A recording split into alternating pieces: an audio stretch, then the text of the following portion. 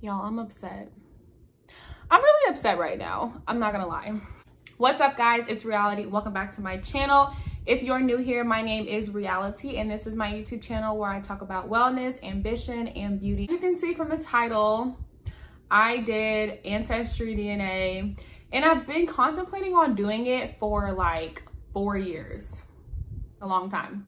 There's also the other one called 123andMe, I think, and they're basically pretty big DNA platforms where you can find your family tree, and most importantly, figure out what your DNA links your ethnicity to be. Actually, I'm not someone who is like super confused on what my ethnicity is, because I do know who both of my parents are and I know what both of their ethnicities are, or at least I thought so. So why did I decide to do Ancestry DNA if I knew all of that, right? Like I said, unfortunately, I thought I did. So basically, not too long ago, I found out that my grandpa on my dad's side may not be my grandpa. Super kind of like TMI, but nothing too deep. My ethnicity is Mexican and Black. My mom is full blood Mexican. She's from Mexico.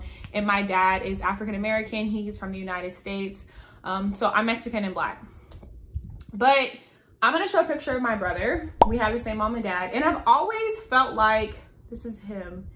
I've always felt like we didn't look like the average Mexican and Black mixed kids. That sounds weird, but I don't know how to explain it. So I always felt like I had this conspiracy that we were possibly Indian. Not Native American, but Indian, like from Pakistan, like that type of Indian.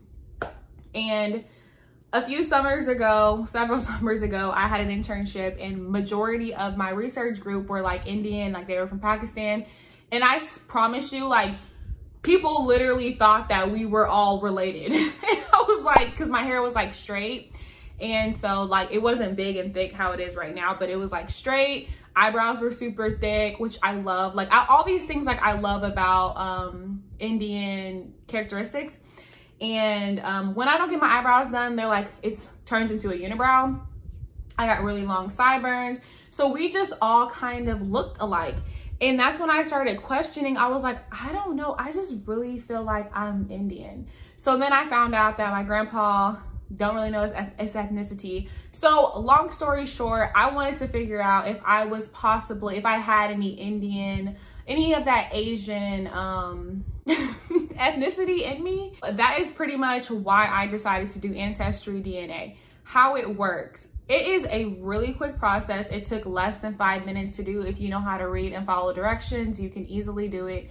Basically, they send you a kit once you purchase it online.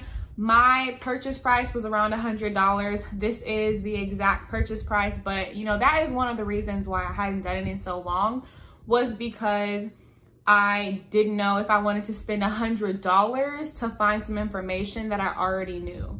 That would be super salty, right? Like, you would be so salty if you already knew and you just paid $100 for someone to be like, yep, you was right.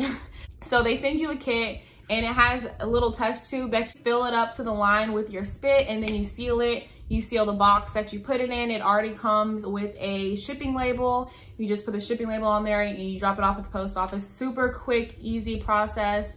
Didn't take long at all. Another barrier is, you know, the fact that you're willingly giving up your DNA to a company. And I completely understand that crossed my mind, but at the same time, I've done many like samples, swabs, all of that throughout my life. So if someone really wanted my DNA, they could have easily used any of those resources.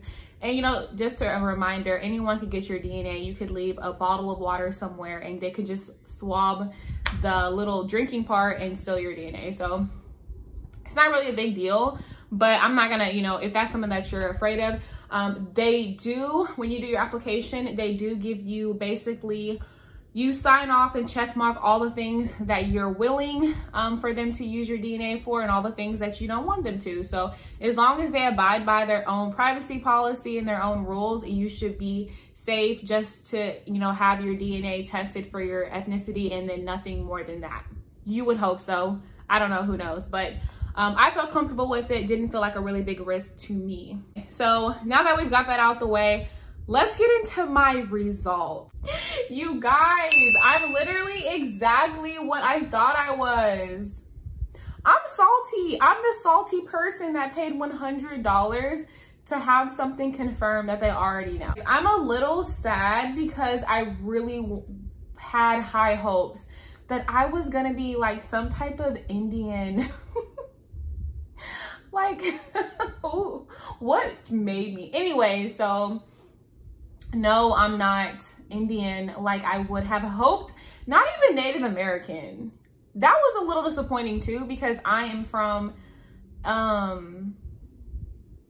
somewhere where there's a lot of Native American descent, and I was a little upset about that too. So I'm literally just Black and Mexican, which is completely fine. I love my ethnicity, but it would have been cool to see something a little different. But obviously that's not what my DNA represents. Then what do I expect? When your results are in, you go to your DNA story and it gives you your ethnicity estimate. It compares your DNA to populations where that DNA is really prevalent. For me, the top two places where my DNA was most prevalent was Spain and Nigeria. But obviously my mom's from Mexico, so that was really cool to see that most of my ancestors were actually from Spain. I'm not really educated on like ethnicities and all of that type of stuff, so it was really cool for me to kind of learn a lot of that, because you can go on to Ancestry, and when you check your results, it will give you a lot of background history information on how and what these destinations mean in their history. Nigeria was pretty like yeah for me, because my dad is African American. You know, I just think that's where a lot of people that are Black have a lot of ancestry DNA attached to, is Nigeria and places like Benin and Togo. That's also in Africa. The other cool part about Ancestry was that you can find matches.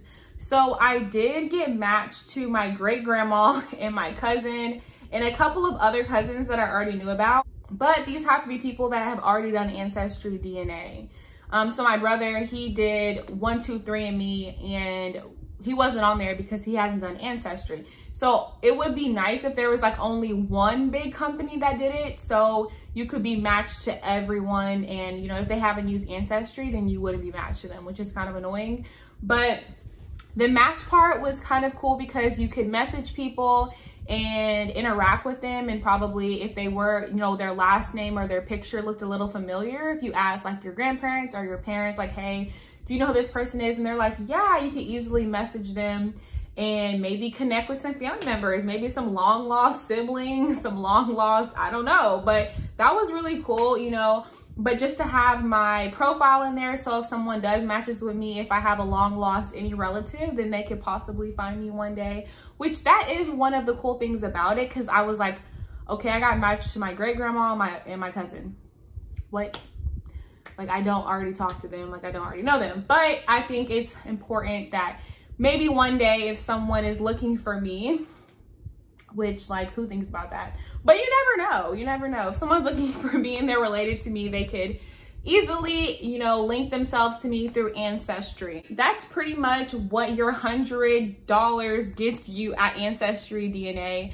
For other people, I'm sure they have a more shocking result, but mine were just like, yep, you are exactly who you thought you were. So that's why I was a little upset, but it's cool.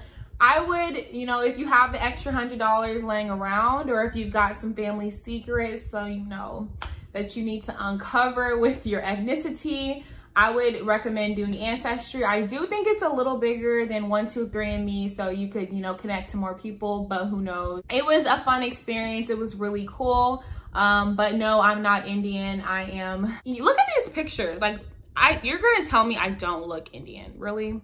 whatever. Thank you so much for watching. Go ahead and hit the subscribe button and I will see you all in the next video.